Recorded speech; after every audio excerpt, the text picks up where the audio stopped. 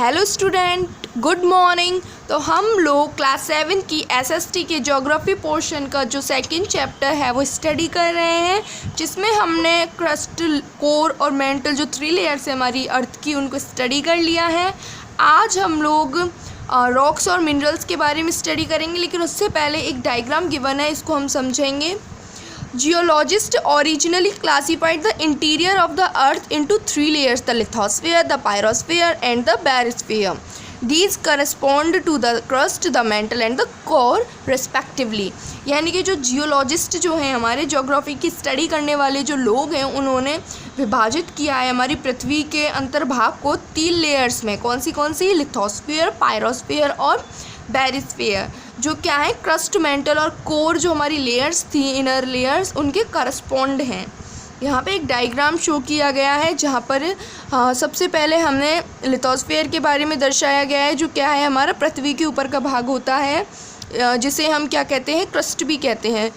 तो जो क्रस्ट है उस पे हमारे ओशियंस होते हैं और कहीं कहीं कॉन्टिनेंटल हिस्सा होता है। उसके थोड़ी नीचे अपन आ जाएँ तो क्या होता है, हमारा जो हमारी एस्थेनोस्फीयर होती है, उसके नीचे upper mantle, lower mental, outer core, inner core, outer core liquid form में, इनर कोर सॉलिड फॉर्म में। और उसी तरीके से जो हमारी लिथोस्फीयर, पायरोस्फीयर और बैरिस्फीयर है वो भी आती हैं। जैसे हमारी जो क्रस्ट होती है वो हिस्सा किस में आता है अपन का, लिथोस्फीयर में। जो हमारी अपर मेंटल होती है वो आता है हमारा पायोस्फीयर में, और जो हमारी लोअर मेंटल होती है वो भी हमारी आती है पायोस्फीयर में, और जो हमारे आउटर कोर और इनर कोर वो किस में आता है, बैरिस्फीयर में। तो इस तरीके से हमें यहाँ पे शो किया गया है कि कैसे जो हमारी इंटीरियर लेयर्स जो हैं, कौन सी, लिथोस्फीयर, पायरोस्फीयर, बैरिस्फीयर, वो करस्पॉन्डिंग क्रस्ट, मेंटल और कोर के। यहाँ पे जो ये नाइफ, सीमा और ये साइल दिया है, इनका मतलब है ऐसा ही, मतलब सिलिकॉन, एल मतलब एलुमिनियम। यानी कि लिथोस्फीयर यानी क्रस्ट में सबसे ज़्यादा क्या मिलता है, सिलिकॉन और एलुमिनियम। यहाँ पे सिलिकॉन और मैग्नीशियम, सिलिकॉन और मैग्नीशियम, और यहाँ पे मिलता है हमारा निकोल और क्या मिलता है, आयरन। आयरन जो है उसको हम Fe से डिनोट करते हैं, क्योंकि इसके लैटिन वर्ड में जो आयरन है उसको हम फेरम कहते हैं। अब हमारा जो टॉपिक है वो है रॉक्स एंड मिनरल्स, यानी चट्टानें और खनिज। The outermost layer of the earth, the lithosphere, is made up of solid materials called rocks. यानी कि जो पृथ्वी की सबसे बाहर का जो लेयर होती है, जो भाग होता है, वो क्या होता है, लिथोस्फीयर होता है, जो किससे निर्मित होता है, रॉक से निर्मित होता है, चट्टानों से निर्मित होता है, यानी कि सॉलिड मटेरियल से, यानी कि जो ठोस पदार्थ होते हैं उनसे बना हुआ होता है। Rocks are solid substance formed by one or more minerals which naturally occur on the earth surface. यानी कि जो चट्टानें हैं वो क्या है, एक सॉलिड सब्सटेंस, एक ठोस पदार्थ हैं, जो किससे बनी हुई हैं, एक या फिर एक से अधिक मिनरल्स यानी खनिजों की मदद से बनी हुई हैं, जो कहाँ से मिलती हैं, पृथ्वी की जो सरफेस है उस पर प्राकृतिक रूप से प्राप्त होती हैं, अकर्स यानी कि मिलती हैं, प्राप्त होती हैं। और वो कौन कौन सी हैं हमारे मिनरल्स, जैसे sandstone, gypsum, dolomite, marble, limestone etcetera. ये क्या है, कुछ एग्जांपल्स हैं हमारे रॉक के, यानी चट्टानों के। Most rock forming minerals are silicates. यानी कि जो ज़्यादातर रॉक से जो बनती हैं, जो मतलब जो हमारी रॉक जिससे ज़्यादा मिनरल से बनती है, वो कौन से होते हैं, silicates. Rocks very in their mineral content, colour, size and texture. यानी कि जो रॉक हैं, जो हमारे पत्थर हैं, वो अलग अलग प्रकार के होते हैं, रंग के हिसाब से, साइज़ के हिसाब से, उसकी बनावट के हिसाब से, उसमें मिनरल्स के मिलने के हिसाब से अलग अलग प्रकार के होते हैं। They have definite structure, physical properties and chemical composition. They are organic and inorganic minerals.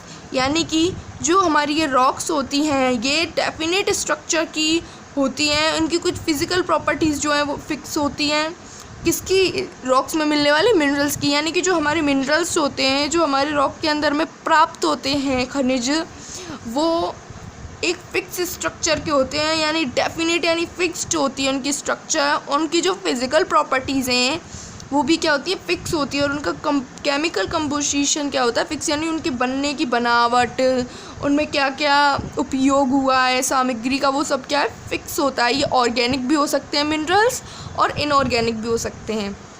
यानी कि जो हमारी रॉक है वो क्या होती है, लिथोस्फीयर होती है। और लिथोस्फीयर पे क्या मिलता है, सॉलिड फॉर्म में मिलता है रॉक। और जो रॉक जो हमारा होता है यानी कि उसमें हमें क्या मिलता है, किससे मिलकर बनता है, वो मिनरल से मिलके बनता है। और कुछ एग्जांपल्स रॉक के क्या होंगे, sandstone, gypsum, dolomite, marble, limestone.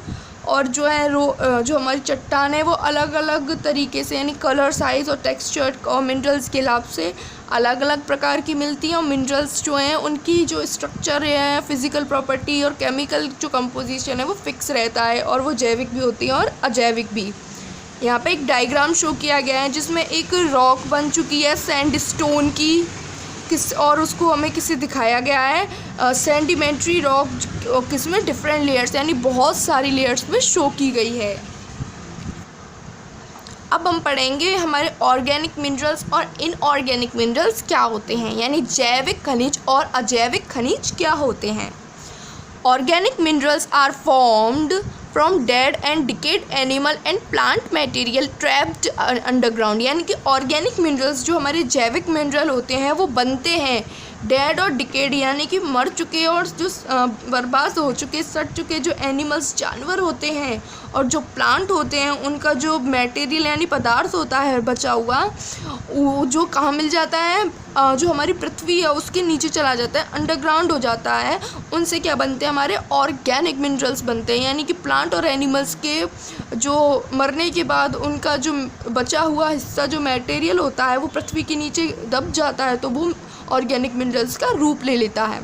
कुछ एग्जांपल जो है हमारे ऑर्गेनिक मिनरल के वो हैं कोल यानी कोयला, पेट्रोलियम जो हमारी पेट्रोल होती है, नेचुरल गैसेस जो होती हैं CNG वगैरह, ये क्या है और ये क्या कहलाते हैं, ये हमारे फॉसिल फ्यूल्स भी कहलाते हैं। और ये जो है बहुत इंपॉर्टेंट होते हैं एनर्जी प्राप्त करने के लिए, they are important source of energy, यानी एनर्जी को प्राप्त करने का ये बहुत ही जो है महत्वपूर्ण जरिया होते हैं।